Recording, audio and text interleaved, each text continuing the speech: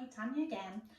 We're going to bring you into a little teaser section, and that's not a reference to anything else other than a Pilates teaser. So we're going to bring you into Pilates teaser. So if you really want a little bit of practice on this, this is good for you to do. We're going to do a couple of wee levels on it. Leave us a like, subscribe to the channel, and leave us a comment. I have to keep saying because it doesn't always happen. So I'm hoping a little bit of encouragement just to do that while we're teasing you into teaser. So we're going to bring you into position to get started, and I want those abs to work, not just your hip flexors. So getting those abs to work. Yeah, let's have fun. Go for teaser.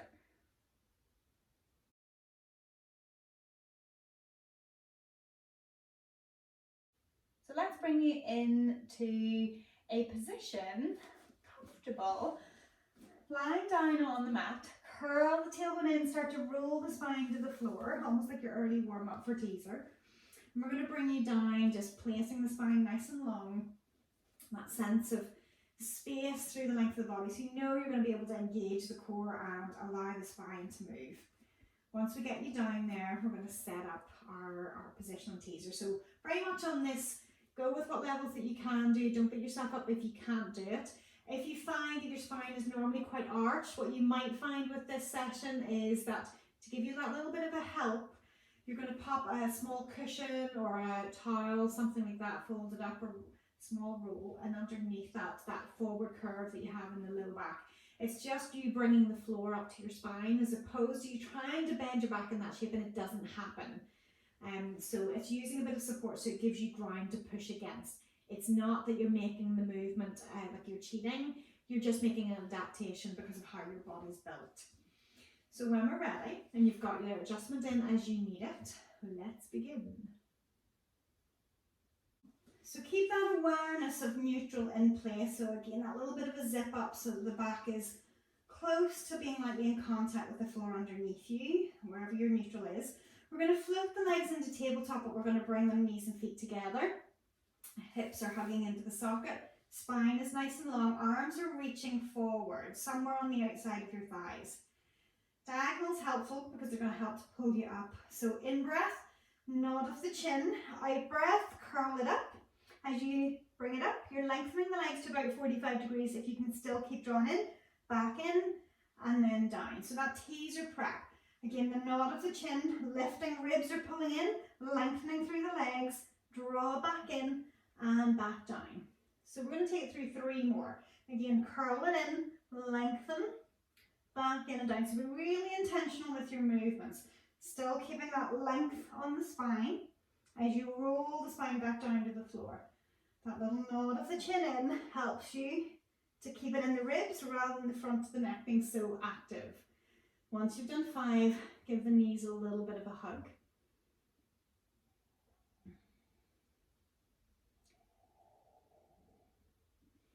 We're going to bring you into like a prep, if you like, for teaser 3. So you can give one knee a hug, lift the upper body, and roll it up into seated again.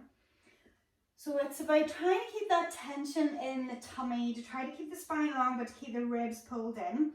So we're going to keep you into a balance point with the knees hugged in. Arms aren't really doing anything. They're a little bit of a guide, but they're not really doing anything. So keeping that scoop in of the ribs, the tailbone drawn under, you're going to try to open out a little bit to see, can you bring yourself, doesn't matter if it doesn't go the whole way down, maybe you're only going to partial open and close, or maybe you're able to bring it in, scooping in with the tummy until the low back touches the floor. Maybe the legs are long, maybe they're not. Draw it back in, pull it in for the hug. So maybe you keep it small, maybe it's the size of the arm action, or maybe you're able to take it that little bit further. Scoop, scoop, scoop, and back in. And when I'm saying that scoop, you're really just trying to keep the belly button connected to the spine, that zipping up from the pelvic floor to the belly button to the spine. So we're taking it through 5 of them. And you should hopefully feel that strong tension in through the tummy. So once you get to the end of the 5th one, we're then going to take it down to the floor. So again, as you roll it down, you can grind the feet, take the spine back down. And at this point, depending how tight all of that feels, or if the hip flexors feel like they've been working quite hard, open it out, let everything lengthen, whether with the heels or whether with the toes, ribs lifting.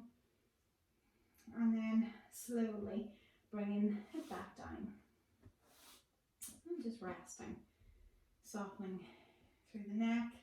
Maybe a couple of rolls just with the neck from one side to the other, just in case you've been gripping a little bit with the neck through that. And then relaxing it back into center. Okay. So we're going to bring you from there into coordination. So coordination is very coordinated. So we're going to have you in tabletop. We're going to have you in curl up.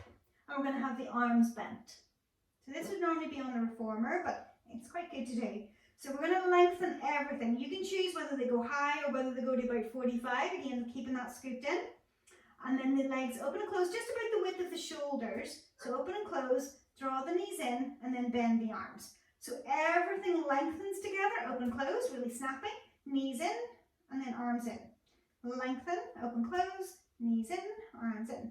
Lengthen, open, close, knees in, arms in. Last one, lengthen, open, close, knees and arms, and hug. Okay.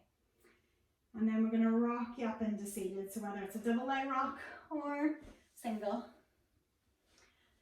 And we're going to bring you into hip twist. So you're tipping it back.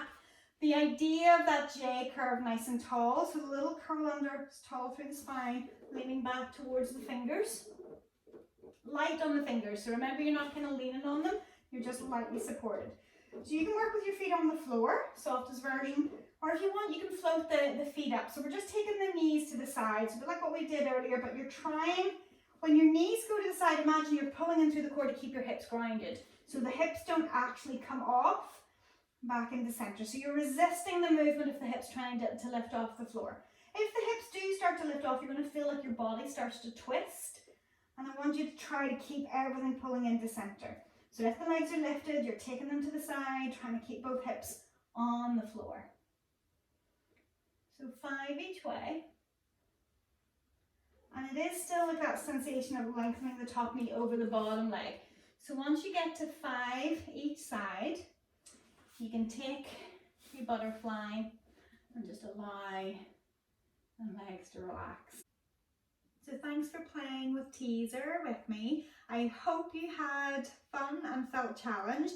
Fun might not be the right word, but I hope you enjoyed it and felt the challenge.